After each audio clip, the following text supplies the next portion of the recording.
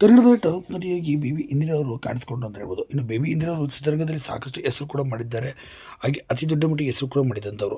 ಇನ್ನು ಬೇಬಿ ಇಂದಿರಾ ಅವರು ಈಗ ನೆನಪಾಗಿ ಮಾತ್ರ ಉಳಿದಿರುವಂಥದ್ದು. ಆಗ ನಿಜಕ್ಕೂ ಏನಾಗಿದೆ ಇದರ ಬಗ್ಗೆ ಸಂಪೂರ್ಣ ಮಾಹಿತಿ ನಿಮಗೆ ಕೊಡ್ತೀನಿ. ಅದಕ್ಕೂ ನಮ್ಮ ಚಾನಲ್ಸ್ ಕೂಡ ಸಬ್ಸ್ಕ್ರೈಬ್ ಮಾಡಿಸಿದ್ರೆ. ಇನ್ನು ಬೇಬಿ ಇಂದಿರಾ ಅವರು ಕನ್ನಡ ಸಿನಿಮಾದಲ್ಲಿ ಕಂಡಂಥ ಮೇರು ನಾಯಕಿ ನಟಿ ಅಂತ ಕೂಡ ಹೇಳಲಾಗ್ತದೆ. ಇನ್ನು ಸಾಕಷ್ಟು ಹೆಸರು ಕೂಡ ಮಾಡಿದಂಥ ಅತಿ ದೊಡ್ಡ ಕಲಾವಿದೆ ಅಂತ ಕೂಡ ಹೇಳ್ಬೋದು. ಪುಟಾಣಿ ಜಿ 123, ಪ್ರಚಂಡ ಪುಟಾಣಿಗಳು, ಹೀಗೆ ಸಾಕಷ್ಟು ಒಳ್ಳೊಳ್ಳೆ ಸಿನಿಮಾಗಳನ್ನು ಕೂಡ ಮಾಡಿದ್ರು. ಇನ್ನು ಬಾಲನಟಗಳ ಸಿನಿಮಾಗಳು ಅತಿ ಹೆಚ್ಚಾಗಿ ಕಾಣಿಸ್ಕೊಂಡ್ರು. 93ರಲ್ಲಿ ಮದುವೆನೂ ಸಹ ಆದರು ಅಂತಲೇ ಹೇಳ್ಬೋದು. ಇದಾದ ನಂತರ ತಮಿಳುನಾಡು ಖ್ಯಾತ ಉದ್ಯಮಿಯನ್ನು ಮದುವೆಯಾಗಿ ಅಲ್ಲೇ ಕೂಡ ಸೆಟಲ್ ಸಹ ಆಗ್ತಾರೆ.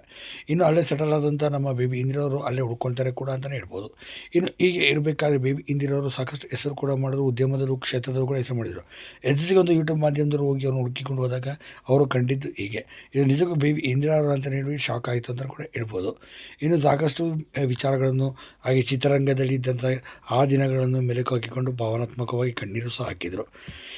ಇವತ್ತೆಲ್ಲ ನಾನು ಸಿನಿಮಾ ರಂಗಕ್ಕೆ ಶ್ರೀರಂಗಕ್ಕೆ ಪೋಷಕ ಪಾತ್ರ ಕಾಣಿಸ್ಕೊಳ್ತೀನಿ ಅದಕ್ಕೆ ಇಲ್ಲ ಖಂಡಿತ ಬರೋದಿಲ್ಲ.